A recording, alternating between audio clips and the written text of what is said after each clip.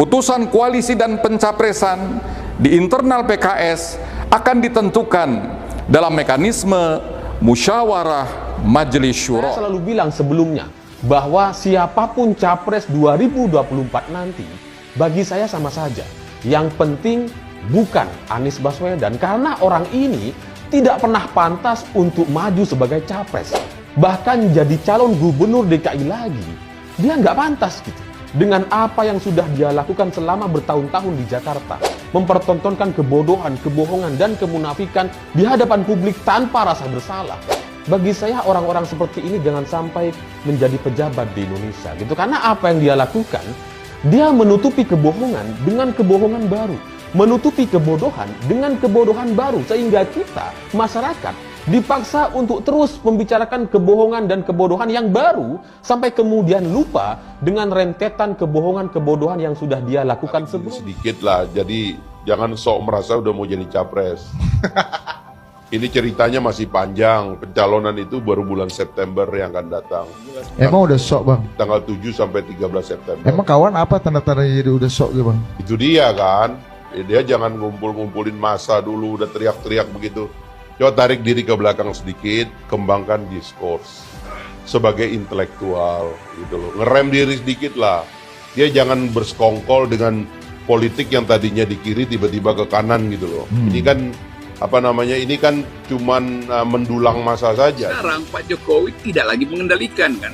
Karena Pak Jokowi merasa bahwa kalau ada grip dari awal, orang nggak akan kasak kusuk untuk nyari koalisi segala macam. Kan ini kasak kusuk yang dibuat justru dimulai oleh Pak Jokowi. Pak Jokowi kasak kusuk untuk cari calon dia, pengganti dia tuh. Maka diatur orang yang lain nggak boleh kasak kusuk kan. Itu nggak adilnya di situ kan. Kan semua orang tahu bahwa Ganjar itu adalah anak emas dari Pak Jokowi. Sehingga Ibu Mega cemburu, Ganjar dididik oleh Ibu Mega. Kenapa diajukan oleh Pak Jokowi tanpa izin Ibu Mega? Itu tertib partai nggak ada tuh. Jadi Pak Jokowi dari awal sudah melakukan politik intervensi. Itu poinnya tuh. Lalu sekarang mulai sebarin lagi ketakutan, jangan ada politik identitas segala macam tuh. Ya itu artinya ditujukan pada Muslim, ditujukan pada Anies tuh. Kalau ditanya Partai Nasdem menunggu kesiapan dari Partai Demokrat dan PKS untuk deklarasi koalisi mengusung bakal calon presiden Anies Baswedan. PKS ogah buru-buru deklarasi koalisi pro Anies Baswedan. PKS ingin ada kekompakan dalam mengusung Anies Baswedan sebab targetnya memenangkan Pilpres 2024. Oleh sebab itu, PKS mengingatkan sejumlah hal. Proses sedang berjalan, insya Allah progresnya sangat bagus. Perlu kesabaran dan kedisiplinan. Kami sih proporsional saja. Kami tidak ingin buru-buru, tapi juga tidak ingin terlambat dalam pengembalian keputusan. Kerangka berfikirnya, kita harus dalam bingkai kebersamaan untuk meraih menang. Jadi ya harus lebih jernih, lapang dada, dan rendah hati. Kita kedepankan sikap rasional dan objektif, bukan suka atau tidak suka. Ungkap juru bicara PKS M. Khalid kepada wartawan pada Rabu 18 Januari 2023. Waktu yang tepat untuk deklarasi menurut PKS hanya masalah teknis dan taktis saja. Selain itu juga terkait erat dengan momentum, dinamika politik nasional dan kesiapan PKS, Demokrat dan Partai Nasional Demokrat. Kami percaya pimpinan PKS, Nasdem, dan PD adalah tokoh-tokoh yang punya sikap negarawan, yang berpikir jauh ke depan untuk kebaikan bangsa.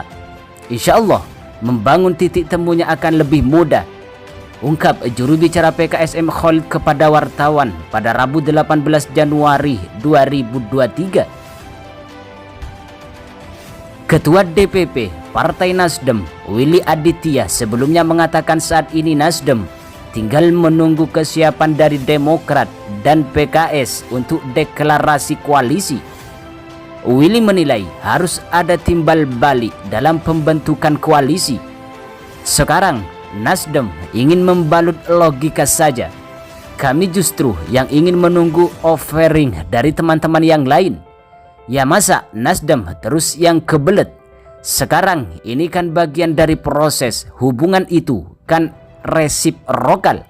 Ya masa bertepuk sebelah tangan? Kan tidak mungkin. Kita tunggu juga dari teman-teman ini untuk kemudian kapan mau mendeklarasikan Anies Baswedan.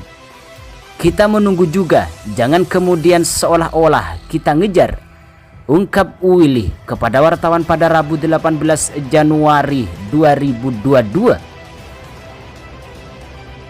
Di lain itu, Sekretaris Jenderal Dewan Pimpinan Pusat Partai Keadilan Sejahtera Abu Bakar Al-Habsyi menegaskan perkembangan penjajakan koalisi perubahan yang digagas oleh Partai Nasdem, PKS, dan Demokrat sejauh ini positif. Bahkan menurutnya, sejauh ini tak ada kendala dalam komunikasi. Pernyataan Abu Bakar tersebut menanggapi soal adanya pihak yang meragukan koalisi perubahan bakal terbentuk, bahkan diprediksi bakal bubar. Allah yang putuskan jadi atau tidak jadi.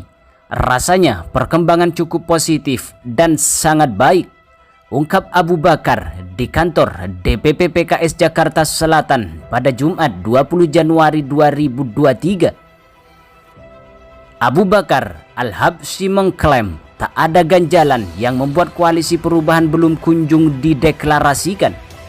Lebih lanjut, saat ditanya kemungkinan koalisi perubahan dideklarasikan pada Februari 2023 mendatang, Abu Bakar hanya menjawab secara diplomatis, "Kita lihat saja, nanti masalahnya obrolannya hari demi hari berubah. Pengen Desember, mundur. Pengen ini, mundur. Kenapa?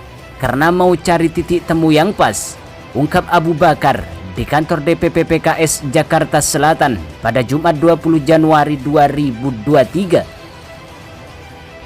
Sebelumnya, Deputi Analisa Data dan Informasi DPP Partai Demokrat Syahrial Nasution menyatakan koalisi perubahan yang akan dijajaki Nasdem, PKS, dan Demokrat tidak akan goyah seiring dengan adanya isu perombakan kabinet atau reshuffle. Syahrial mengatakan Demokrat tidak mengharapkan koalisi yang dibangun hanya supaya dapat berlayar ke Pilpres 2024. Menurutnya, jika kekinian ada upaya-upaya untuk melemahkan terbentuknya koalisi perubahan, maka hal tersebut tidak akan berpengaruh. Koalisi perubahan yang diinisiasi Partai Demokrat, PKS, dan Partai Nasional Demokrat tidak akan goyah terhadap adanya upaya rongrongan dari oligarki, termasuk dengan makin kencangnya isu reshuffle kabinet.